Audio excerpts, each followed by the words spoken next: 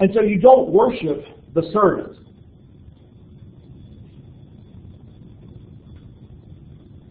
Now, particularly, he's a fellow servant with those who keep the words of this book.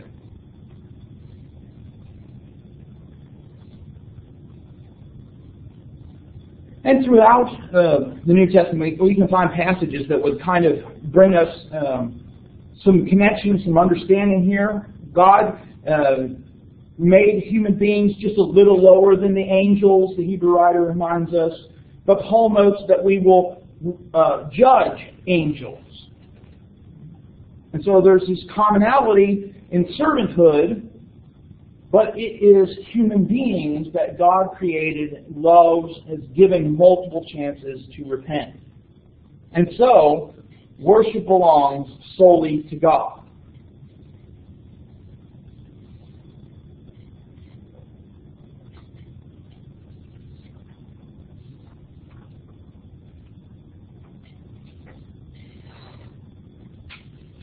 After commanding John not to worship him, but to worship God, he tells John to not seal up the words of the prophecy of this book or this scroll.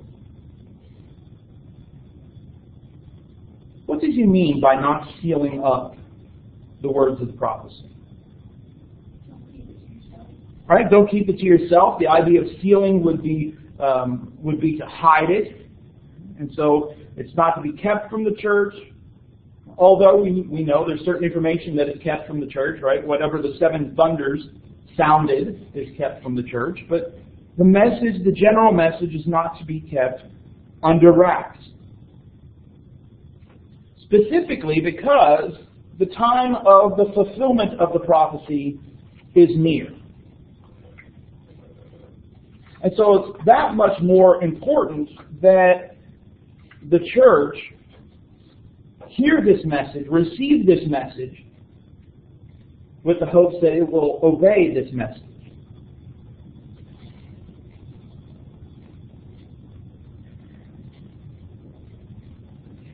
But when we get into verse 11, after being told, do not seal up the words of the prophecy of this book, for the time is near, right? Keep it open, its fulfillment is coming.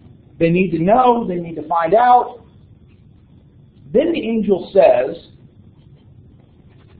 let the evildoer still do evil.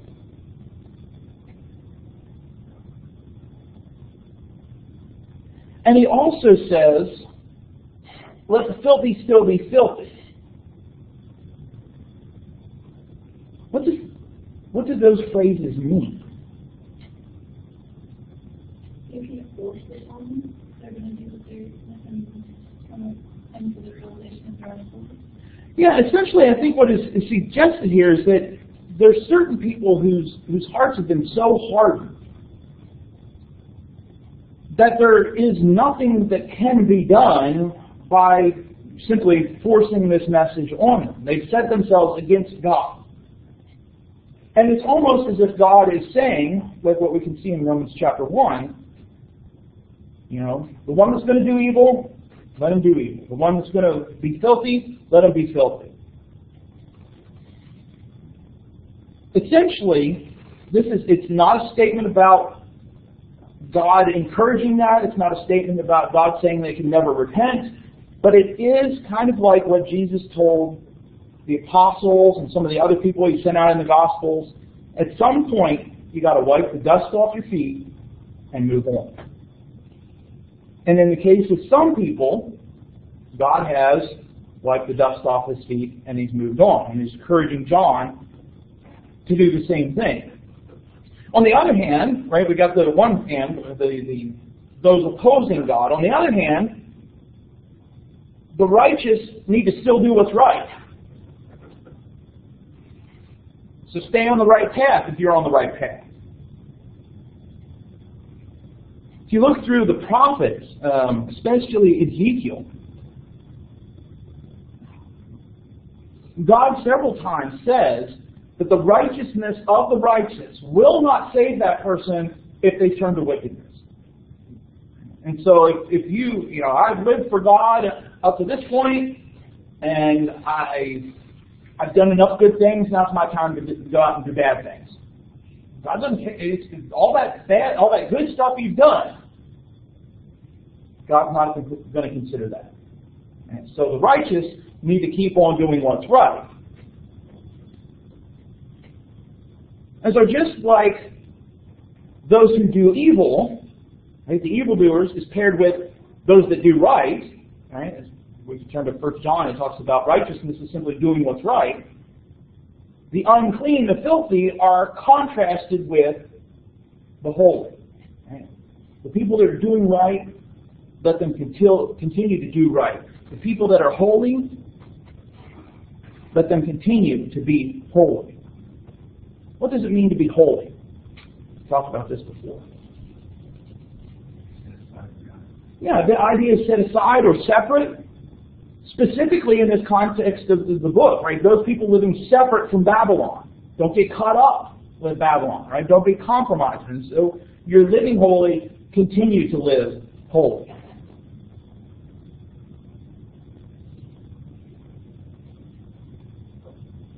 And so, let the evildoers still do evil, the filthy still be filthy, the righteous still do right, the holy still be holy.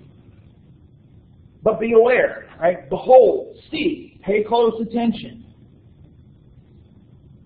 I am coming soon. So once again, the soonness of Christ is emphasized. Again, it might refer to the second coming. It's certainly probably our immediate response. But don't forget as well, Jesus promised the church at Ephesus that if they did not change, He was coming to remove their lampstand. Right? And so in the context of let the filthy still be filthy, the righteous still be righteous, Christ is getting ready to make His judgment on those churches, and it is going to be soon. And He's coming with a reward. Now, the word reward could also mean a punishment. I think Jordan's translation said recompense. Essentially, the idea is you're going to get what you deserve. Right? Now, don't take that too far. In a sense, we don't deserve salvation. But He is coming to repay people. And according to repay people according to their works. Here too, don't take this as some sort of claim that you're saved by your works. No, instead the idea is Jesus is going to respond to them by what they have done. And so that's an important factor. It doesn't mean heaven's earned, but essentially it's a warning to Christians. You can't rest on your point of salvation, your point of conversion. Right? I put Jesus on in baptism, so I'm good. Well, what happens after that's important too. Just like He warned all those Christians in chapter 2 and chapter 3.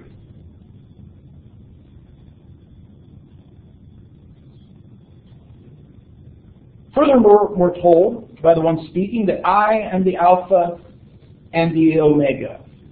Now, who's the one speaking here? Yeah, not told specifically, but it's probably Jesus. Who else has called themselves the Alpha and the Omega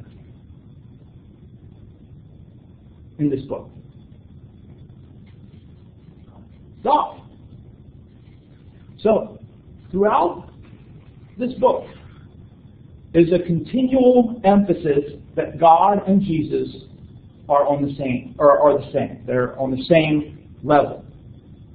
And so just as God is the source and the finisher, Jesus is the source and the finisher. And that's further expressed in the phrases after that, the first and the last, the beginning and the end.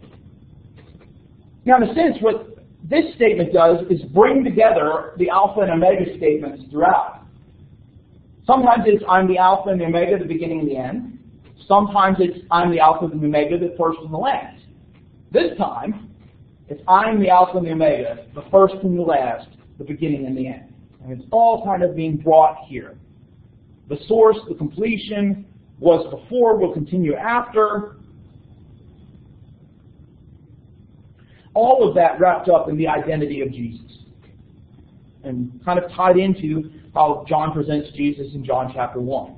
Right? That it's the Word that created everything in existence. Without Him, nothing was made that has been made.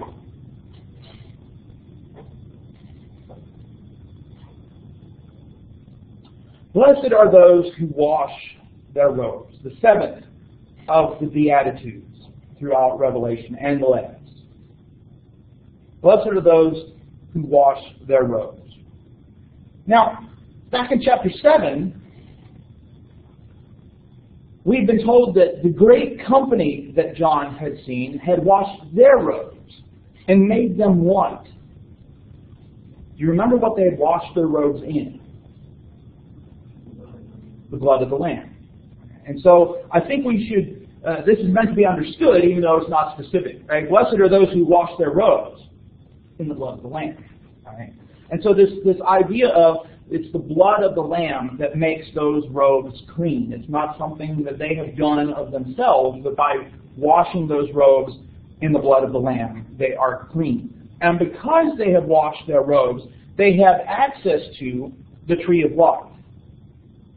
What gives you the authority, what gives you the right to the tree of life is not something on your own, but that you have washed your robes in the blood of the Lamb.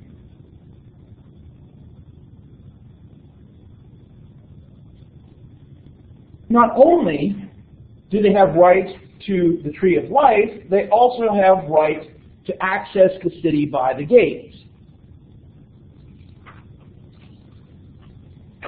Now again, in one sense, if we wanted to take this to an extreme, we would say, who would try to enter this city by any other way than the gates, given how tall these walls are and angels?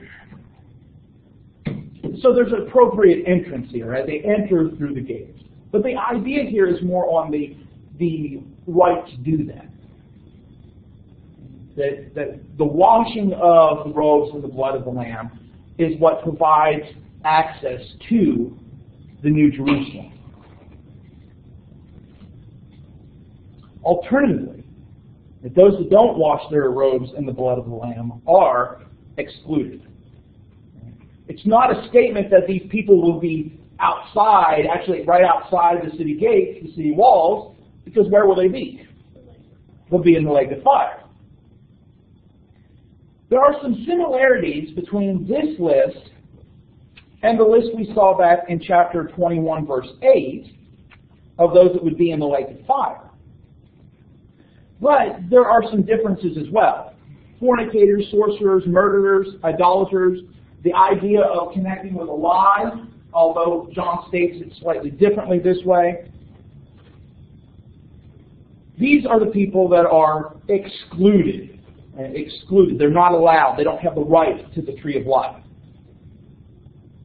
Here too, as in chapter 21, it's not an exclusive list.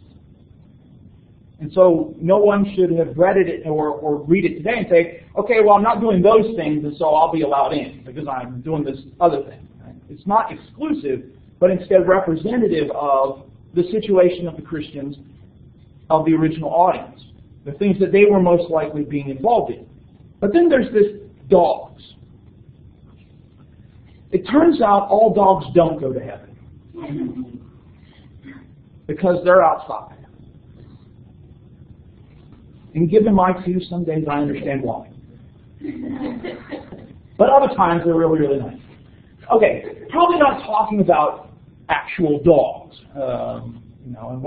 And this statement shouldn't be taken one way or another, whether there will be animals in the New Jerusalem or heaven. That's beyond the purview of Revelation. But why start this list off with dogs? Outside are the dogs. Very few people in this time had dogs that were like domesticated pets. They would roam around in packs and pick on the slums of the city, basically. They were very unclean kind of wild animals. Yeah, the dogs of the time were not your house pet. All right, we're not talking tiny little Pomeranian like I have, or even a golden retriever or something like that, right? We hear dogs and we think domesticated animals, we think cute and cuddly fluffy, they love you, although you love them. No. Dog in the Bible tends to be more often than not pejorative. It's not a compliment. Even though today, to call somebody your dog usually is a positive thing. Not so then. And so what's probably more reflected here is that bestial nature of the dogs that were the experience of most people, right?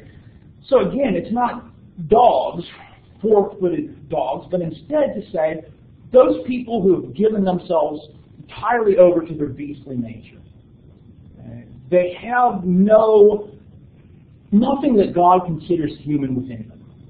Right? That they're driven by their worst nature, the inhuman nature within us that we sometimes fall prey to. These are people who have given themselves completely over to that. And so they are excluded.